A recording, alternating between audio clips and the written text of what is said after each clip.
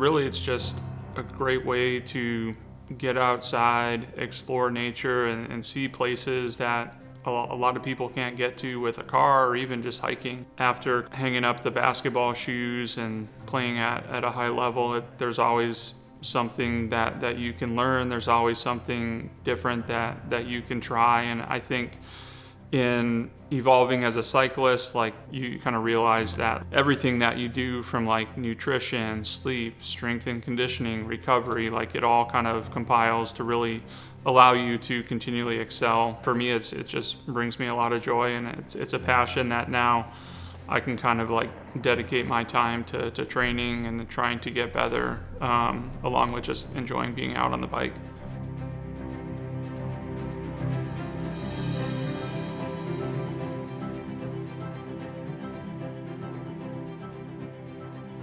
The last like 1 to 2 years, I've done more of these races and kind of wanting to be a little bit more competitive. Your body can always do more if you push it. You just have to trust your training. There's times where, yeah, you probably want to quit, but you have to make that decision. Do I keep going and try and push through, or do I pull out? I think the more and more I do and push myself in training and longer rides, then the more I feel confident when I actually like get to the race that I'm prepared and can push through it.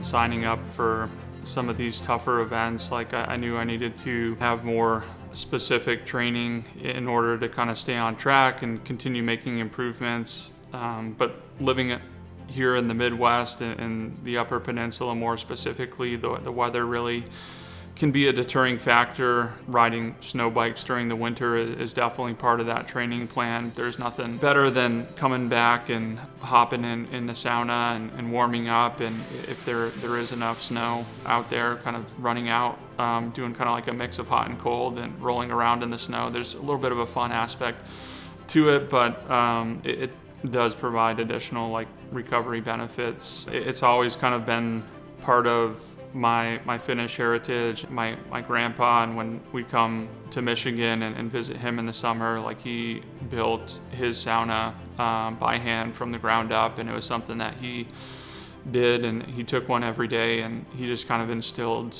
that practice into myself and my brother. When you actually like sign up for a race and then like race day actually comes, it's a pretty exciting feeling. Like it's a chance to be able to like test yourself and kind of see like where your training has gotten you and what you can do. I don't sign up for these events to be at the front of the pack or be on like a top finisher in like 1, 2, or 3. Like it is more about kind of coming back to pushing my limits and like seeing what I can do.